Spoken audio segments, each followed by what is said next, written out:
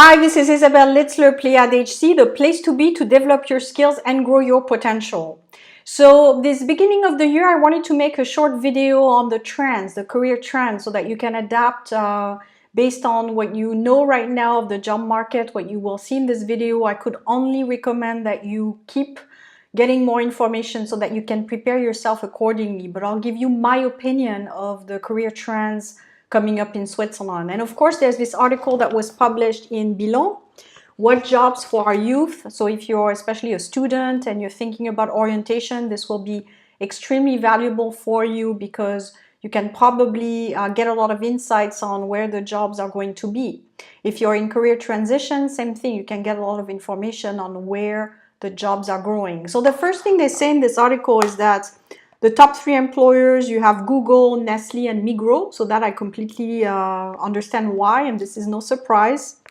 The other non-surprise for me was the fact that Switzerland is classified as the most attractive country for professional foreign workers. So this is also making sense. Number 2 is Denmark, and number 3 is Belgium. What they're saying, where I'm a little bit of in disagreement with, is that they're saying technology does not bring a destruction of jobs. So they're saying that the more innovative the country is, the less you will have a high unemployment rate.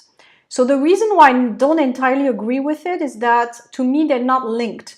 So in other words, just because there will be 5 startups that open doors working in biotech next to my house, doesn't mean it's the kind of job that I can apply for. So it's only for certain industries. So innovative companies nowadays are usually linked to digital jobs. So you have a lot of biotech, a lot of fintech right now, a lot of things like this. So basically, if you're working right now in a support role, let's say you're a secretary or you're working in support functions like in HR and finance, you're an accountant, how is opening an industry, let's say a startup in biotech next to your house, going to help you with your job search? Not really. So that's why I'm saying the two are not necessarily leading to each other.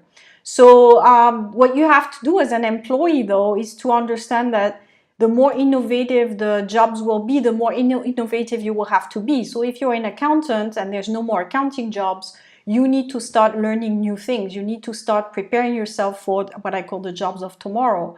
So that's what I would recommend in reading this information, is that you don't just want to read it as, oh, okay, the more innovative a country is, then I don't have any risk. You want to look at what are the jobs that I see more and more of on the internet, in job boards, and do I have the skills for those jobs?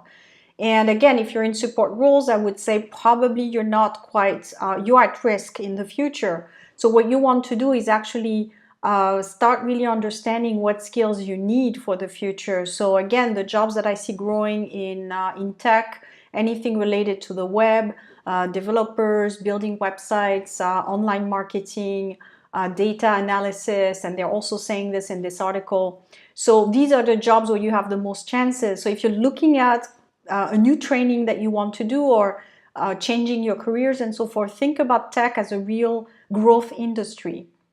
Now, if you're too far away from these kinds of jobs and you're working in completely different fields, the other fields that are growing and that will bring a lot of opportunities besides digital jobs are jobs where you need to take care of people. So anything linked to hospitals or healthcare, taking care also of the elderly or the youth. So care for the individual in general will be growing. Construction will be growing because we'll need more and more homes and places to live. Also food, any way you deliver food to people, because people will have less time to cook. So anything like this, I would say, would be a growing field. So it's not necessarily tech, but it's really looking at how people live and what they will need. That's how you can prepare yourself. So what I would add to this article, in my opinion, in the trends for the future, is to look at how people live. How do they consume? You know, look at your friends, look at your family, you know, what do they need and how do they get it? And that gives you an idea of where you see growing fields. So for example, around me, I have a lot of people who have children, and taking care of children is a big issue. So we know that right there is telling you that that's a growing field, you know, working in kindergarten. Same thing with the elderly, you know, big growth also to take care of the elderly. Another field I see growing is construction, because again, there's buildings being built all around me all the time. So that gets you close to what kind of job you should be learning and getting a hold of for the future. So if you're a student, I wouldn't just look at what the university offers, because they probably don't even know what the jobs of the future will be. I will look at around me, what do I see as needed, and then train myself based on that. So if you have any questions, if you have some ideas or things that you see and you want to share it below for the others, feel free to comment. And also, if you have questions for me, I will try to give you additional information or just give you some advice. We'd be happy to do that. Thanks. Bye.